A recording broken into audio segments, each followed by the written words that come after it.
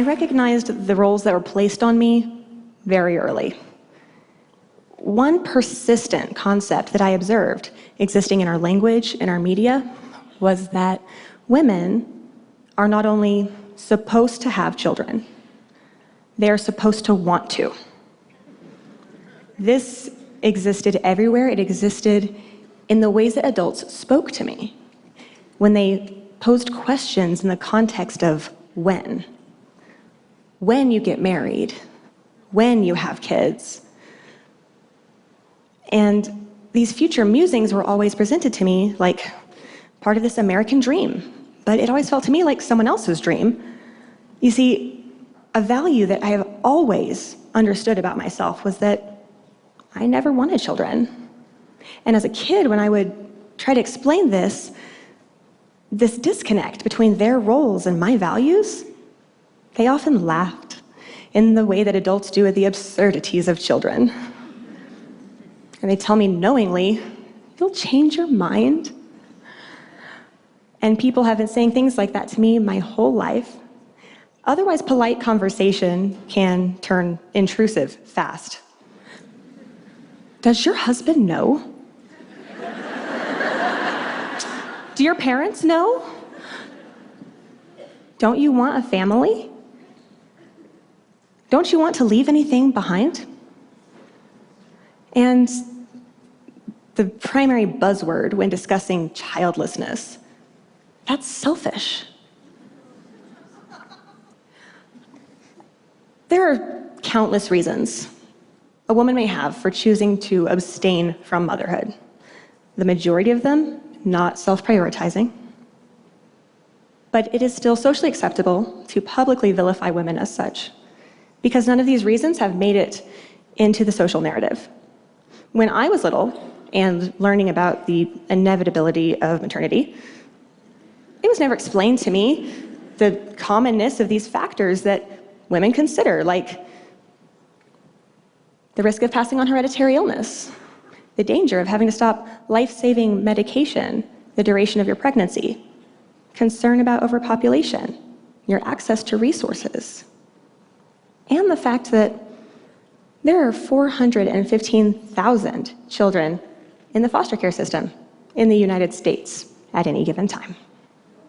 Reasons like these, many more, and the fact that I don't like to leave things of this magnitude to chance, all informed my decision to become surgically sterilized. I began my research eagerly. I wanted to fully understand all that was going to come with undergoing a tubal ligation, which is just another word for getting your tubes tied. I wanted to know approval to aftermath, satisfaction rates, risks, statistics. And at first I was empowered. You see, the way the narrative has always been taught to me, I would have thought that women who didn't want children were so rare. And then I learned 1 in 5 American women won't be having a biological child. Some by choice, some by chance. But I was not alone. But the more I read, the more disheartened I became. I read women's stories trying desperately to get this procedure. I learned how common it was for women to exhaust their finances, appealing to dozens of OBGYNs over many years, only to be turned down so many times, often with such blatant disrespect, that they just gave up. Women reported that medical practitioners were often condescending and dismissive of their motivations, being told things like, "Come back when you're married with a child." But women who did have children, who went to go get this procedure, were told they were too young, or they didn't have enough children, which is very interesting because the legal requirements in my state for getting this kind of surgery were be at least 21 years old, appear of sound mind, acting of your own accord, and have a 30-day waiting period. And I was perplexed that I could meet all of these legal requirements and still have to face a battle in the exam room for my bodily autonomy. And it was daunting, but I was determined. I remember I dressed so professionally to that first appointment. I sat up straight, I spoke clearly. I wanted to give that doctor every piece of evidence that I was not the date of birth in that file. I made sure to mention things like, I just got my bachelor's degree and I'm applying to these doctoral programs. I'm going to study these things. And my long-term partner has this kind of business and I've done research on this for months. I understand everything about it, all the risks. Because I needed the doctor to know that this was not a whim. Not reactionary, not your 20-something looking to go out and party without fear of getting knocked up. But this supported something integral to who I was. And I understand informed consent, so I fully expected to be re-educated on how it all worked. But at one point, the information being given to me started to feel agendaed, interlaced with bias and inflated statistics. The questions began to feel interrogative. At first, they were asking me questions that seemed to understand my situation better, and then it seemed like they were asking questions to try to trip me up. I felt like I was on the witness stand being cross-examined. The doctor asked me about my partner. How does he or she feel about all of this? Well, I've been with the same man for 5 years, and he fully supports any decision I make for my body. And he said, well, what happens in the future? What happens when you change partners? What happens when that person wants children? And I didn't quite know how to react to that, because what I was hearing was this doctor tell me that I'm supposed to disregard everything I believe if a partner demands children. So I told him not to worry about that. My stance on childbearing has always been first date conversation. Just...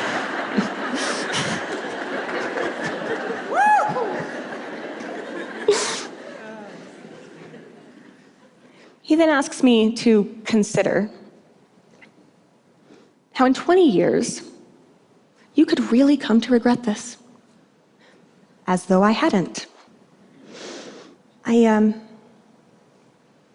I told him, okay, if I wake up one day and realize, you know, I wish I'd made a different decision back then.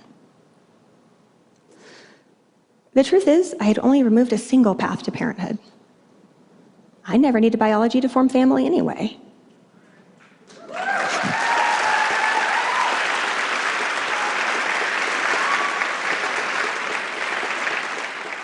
And I would much rather deal with that any day than deal with one day waking up, realize I'd had a child that I didn't really want or was prepared to care for, because one of these affects only me. The other affects a child, their development, their well-being, and human beings are not to be gambled with. He then tells me why no one was going to approve this procedure. Certainly not he, because of a concept called medical paternalism, which allows him, as my well-informed provider, to make decisions for me based on his perception of my best interest, regardless of what I, as the patient, want or believe. He takes this opportunity to step out and discuss my case with my potential surgeon. And through the door, I hear him describe me as a little girl. I was so offended. I wanted to defend myself. I wanted to explicitly explain to each one of these providers how they were treating me, that it was belittling and sexist, and I didn't have to take it. But I did take it. I swallowed every sharp word in my throat, clenched my jaw, and instead answered each one of their condescending questions and statements. I had come here looking for objectivity and support, and instead I felt dismissed and silenced, and I hated myself for it. I hated it, that I was letting people disrespect me repeatedly. But this was my one shot. That was one of multiple consultations that I had to go to. At one point, I had seen 5 or 6 medical professionals in the same hour. The door to the exam room felt more like the door to a clown car. There's my primary.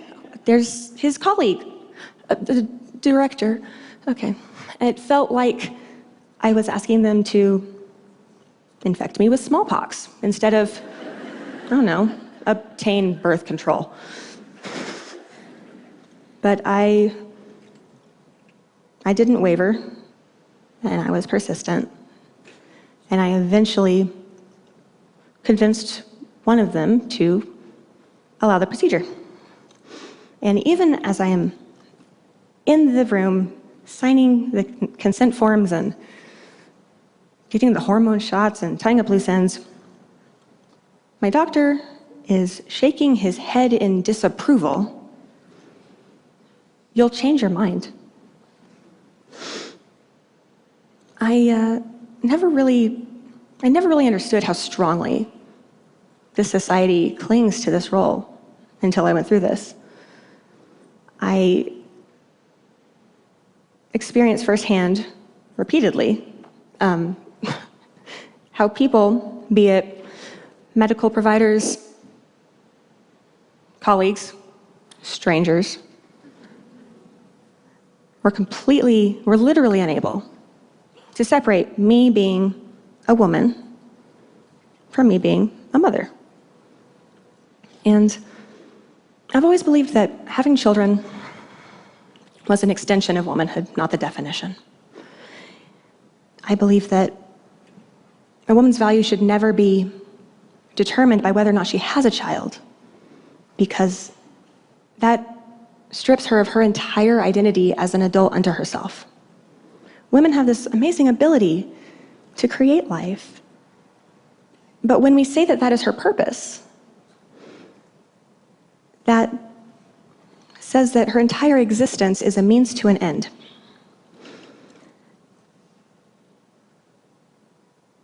It's so easy to forget the roles that society places on us are so much more than mere titles. What about the weight that comes with them? The pressure to conform to these standards? The fear associated with questioning them? And the desires that we cast aside to accept them? There are many paths to happiness and fulfillment. They all look very different. But I believe that everyone is paved with the right to self-determination. I want women to know that your choice to embrace or forego motherhood is not in any way tied to your worthiness or identity as spouses, as adults, or as women. And there absolutely is a choice behind maternity. And it is yours, and yours alone. Thank you.